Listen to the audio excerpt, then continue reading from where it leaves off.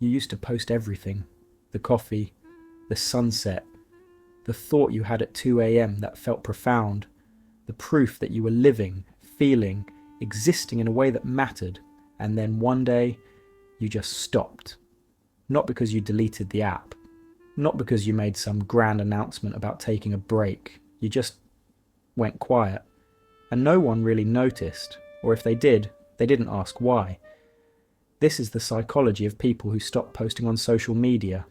And if that's you, you already know. The silence wasn't planned. It was earned. It came from somewhere deeper than a decision. It came from exhaustion, from disillusionment, from the slow realization that performing your life was costing you the ability to actually live it. Today, we're going deep, not to judge, not to moralize, but to understand what happens when the need to be seen becomes heavier than the desire to be known.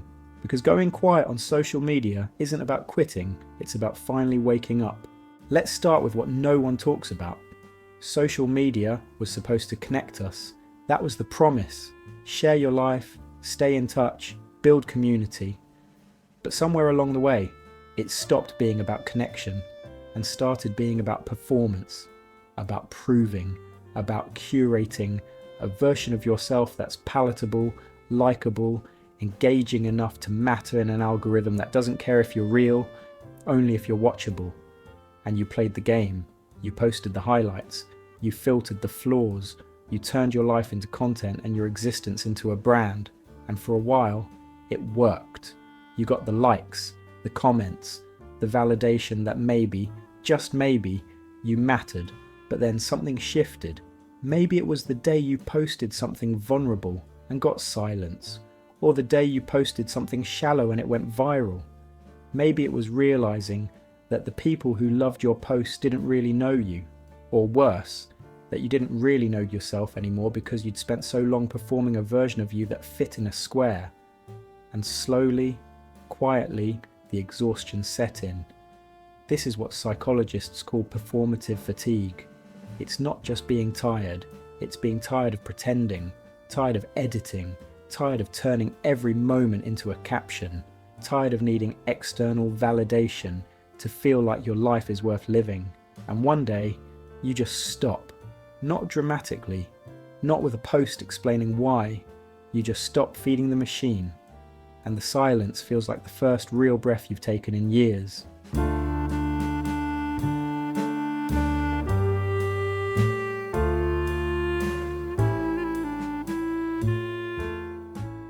Now let's talk about what happens when you stop. At first there's relief, a lightness, like you've put down a weight you didn't realize you were carrying.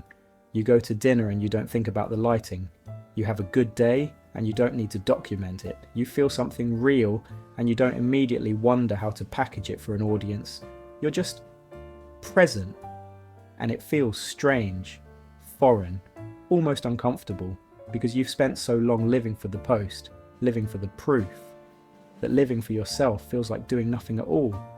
This is the withdrawal, the detox from a dopamine loop you didn't know you were addicted to. Because every like, every comment, every notification was a hit, a tiny burst of validation that told you you exist, you matter, you're seen. But now without it, you're forced to sit with the terrifying question, do I still matter if no one's watching?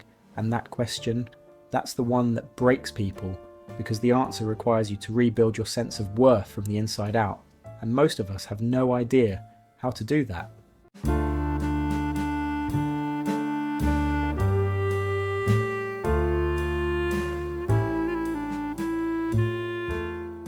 Let's go deeper into why you stopped.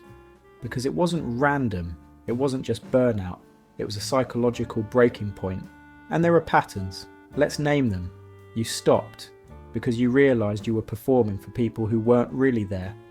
You'd post and get likes from people you haven't spoken to in years, strangers, bots, people who double tap out of habit, not connection. And you started to see it for what it was, a mirage, a crowd of people watching you, but no one actually seeing you. And the loneliness of that, it's worse than being alone. You stopped because you got tired of comparing. Every time you opened the app, you saw someone further ahead, someone prettier, someone more successful, someone living the life you wanted but couldn't seem to reach. And even though you knew it was curated, even though you knew it was highlights, it didn't matter. Because comparison doesn't need truth, it just needs a glance. Psychologists call this social comparison theory, and social media is a weaponized version of it. You're not just comparing yourself to your neighbor anymore, you're comparing yourself to the entire world, and you will always lose. You stopped because you felt like a fraud. You posted the good days and hid the bad ones. You smiled in photos when you were falling apart. You made your life look effortless when it was actually exhausting, and the distance between the you online and the you offline became unbearable. Because every post felt like a lie, and every like felt like validation for a person who didn't exist. This is called impression management, and it's exhausting because you're not just living your life, you're constantly editing it. And at some point you forget which version is real. You stopped because you realised it was stealing your life. You'd be at a concert, watching through your phone screen, at a moment with someone you love, half present because you're thinking about the caption at a beautiful place, but you don't actually see it because you're too busy trying to capture it. And one day you realised, I'm not living, I'm documenting. And the life I'm documenting is getting smaller because I'm too busy performing it. This is the tragedy of it. Social media promised to help you share your life, but it ended up consuming it.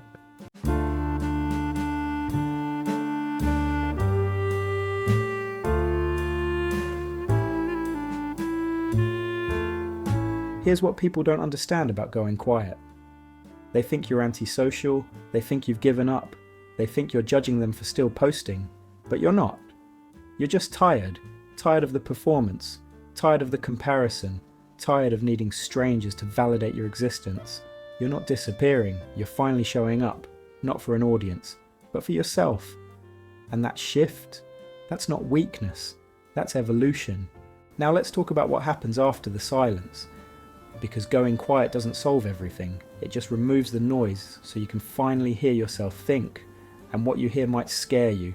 You hear how much of your identity was built on external validation, how much of your confidence came from likes, how much of your sense of purpose came from being seen, and without it, you feel invisible, not to others, but to yourself. This is the reckoning, the part where you realise you've been outsourcing your self-worth. And now you have to do the hard work of building it internally. You have to learn to be proud of things no one sees, to find joy in moments that aren't documented, to measure your life by how it feels, not how it looks. And that's terrifying, because feelings are subjective, messy, uncertain. They don't come with a like count, but they're real, and real is what you've been starving for.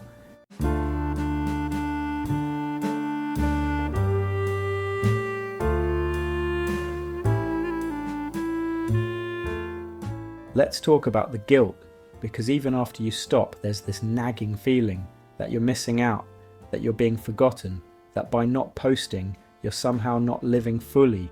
You see other people's posts and wonder if you should be doing more, seeing more, being more. But here's the truth, you're not missing out. You're opting out, and there's a difference. FOMO, fear of missing out, is a trap, because it assumes that what's happening online is more valuable than what's happening in your actual life. But the opposite is true. The moments that don't make it online are often the ones that matter most. The quiet ones, the boring ones, the ones where nothing happens except you finally feel at peace. And those moments, they don't need an audience, they just need you. Here's what going quiet teaches you, that your life doesn't need to be interesting to be meaningful, that you don't need to be seen to be valuable, that the people who actually care will reach out, and the ones who don't were never really there. You learn that silence is not emptiness, it's space. Space to think, to feel, to exist without needing to explain yourself. You learn that you can be happy without proving it, that you can struggle without performing it, that you can be human without packaging it, and slowly, the addiction to validation fades. Not completely, but enough. Enough to know that the life you're living doesn't need to be posted to be real, it just needs to be lived. Psychologist Sherry Turkle said, We expect more from technology and less from each other. And she was right.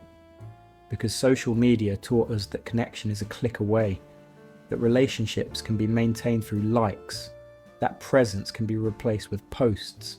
But you learn the hard way that it can't. That real connection requires more than a comment. That real relationships require showing up, not just posting. And going quiet was your way of saying, I want the real thing, not the performance, not the illusion, the real thing. So here's what I want you to know. Going quiet doesn't make you antisocial. It makes you selective. It makes you intentional. It makes you someone who values depth over visibility. You're not missing out. You're tuning in to yourself, to the people who actually matter, to the life that's happening off screen, and the world might not see it. But that's the point, because the life you're building now isn't for an audience, it's for you, and that's the most radical thing you could ever do. In a world that demands you perform, you chose to just be. In a world that measures worth by visibility, you chose to find it in silence. In a world that says you don't exist unless you're posting, you said, watch me live without needing you to watch. You're not gone. You're not hiding. You're not missing. You're just finally here, fully, presently, unapologetically, and the people who matter, they'll know where to find you. Not in a feed, not in a story, but in real life, in real conversations, in real moments that don't need to be documented to matter. You stopped posting because you started living, and that's not a loss. That's a return to yourself, to what's real, to what actually matters. And maybe, just maybe, that's the most honest post you never made.